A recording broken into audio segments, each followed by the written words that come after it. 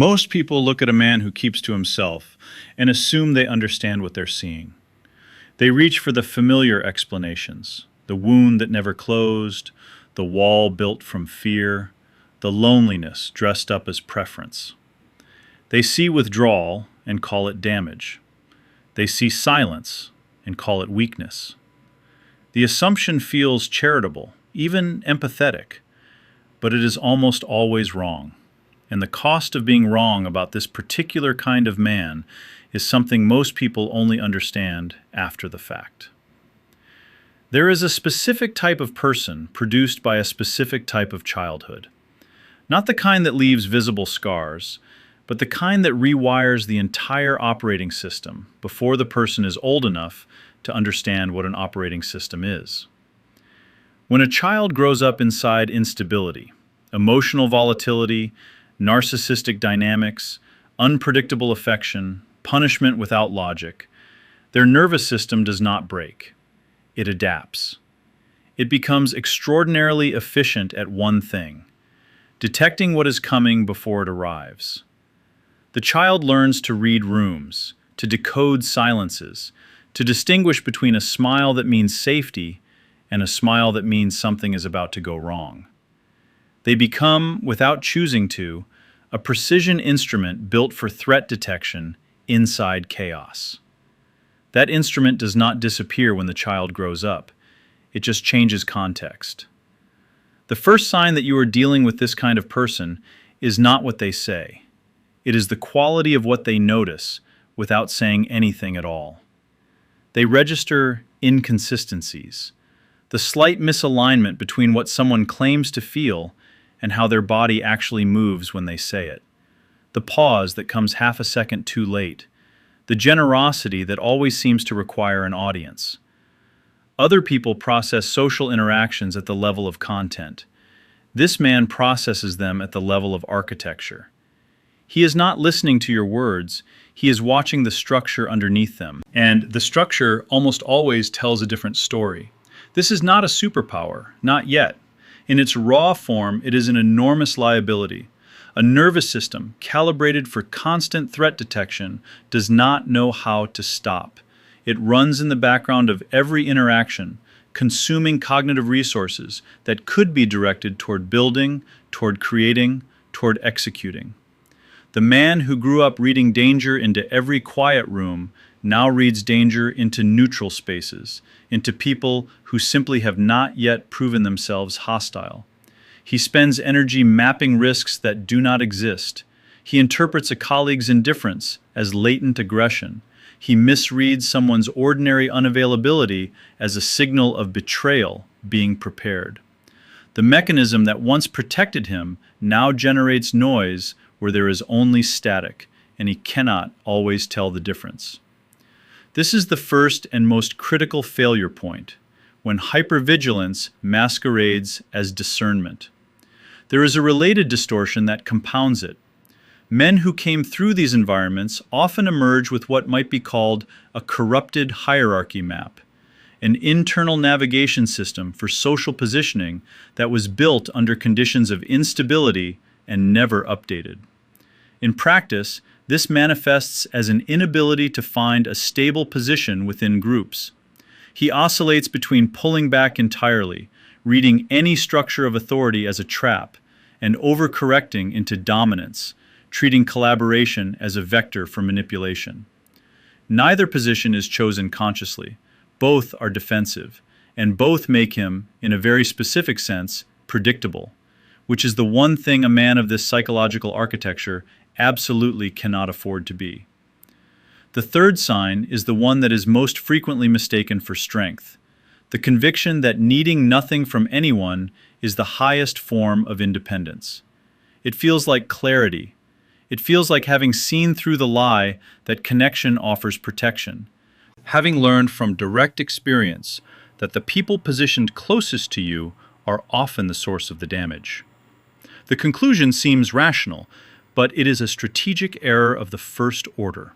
It is a man choosing to play an intricate and high-stakes game while voluntarily discarding half the available resources, not because those resources are unnecessary, but because acquiring them requires a form of exposure that his system has been trained to treat as existential threat.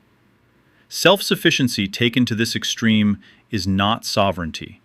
It is a cage that was built from the inside and mistaken for a fortress. Here is where the trajectory either calcifies or transforms. The man who remains at this stage becomes something else entirely, a curator of his own damage. His history of survival becomes his most prominent characteristic, the lens through which he interprets everything, and the explanation he reaches for when growth becomes uncomfortable. He builds an identity from the wound, rather than from what was forged by it. He uses his perceptiveness as justification for inaction. Seeing clearly becomes a substitute for moving deliberately. The diagnosis of a broken world becomes a residence, not a conclusion. And here, without noticing the shift, he gives the people who once damaged him exactly what they were always after: continued relevance. You do not escape a person by making them the permanent organizing principle of your psychology. You simply relocate the cage. The transformation that separates these two trajectories is not dramatic. It does not announce itself. It happens in the moment a man stops using his precision to defend territory he was never meant to protect, and starts using it to choose the terrain where he actually operates. The hypervigilance does not disappear. It is recalibrated. The same mechanism that once spent itself scanning for threats begins instead to function as a filter, identifying with unusual speed and accuracy which environments are worth entering, which people carry alignment between their stated values and their observable behavior, which commitments will compound and which will drain. What was defensive becomes strategic. What was reactive becomes deliberate. The fourth sign is that this man cannot be emotionally leveraged, not because he is cold, but because he has already seen the complete architecture of that particular mechanism. Guilt as a control tool, manufactured urgency, affection deployed in precise doses to maintain dependency. He recognized these patterns before he had language for them, and that recognition left him structurally immune. You cannot manipulate someone's dopamine if they have already mapped the circuitry. You cannot trigger fear in someone who has already processed what they are actually afraid of and decided the cost is acceptable. The fifth sign is the quality of his exits. When a situation, a relationship, or an environment reveals itself as corrosive, he leaves without the weight of drama. Not because he is indifferent, but because he has already done the assessment before the situation became urgent, and the decision had already been made at the level of principle rather than emotion. The exit is administrative. It is an update, not a rupture. The sixth sign is silence used as information rather than absence. He does not explain what he knows. He does not signal his conclusions in advance. The man who has rebuilt his internal map on factual truth rather than on the need for external confirmation has no use for performing his awareness. He is not inaccessible because he is withholding. He is inaccessible because he is genuinely not available for games he recognized before they began. The seventh sign, and the one that encompasses all the others, is that his life is no longer organized around the management of other people's perceptions of him. He is not performing independence. He is not curating an image of dangerousness or detachment. He has simply located the only point of pressure that produces consistent results, himself, and constructed everything outward from that fixed point. His validation infrastructure is internal and was built from evidence, not belief. His standards exist because he derived them, not because someone told him he deserved them. This is not the end of a trauma narrative. It is the point where the trauma narrative becomes irrelevant. The most precise thing that can be said about this man is not that he survived something. It is that he extracted from the experience of surviving something an unusually accurate map of how people actually operate when the social performance drops. He knows what manipulation looks like because he was its earliest subject. He knows what genuine alignment feels like because he spent years without it and learned to distinguish the real thing on contact. He is not dangerous because he was damaged.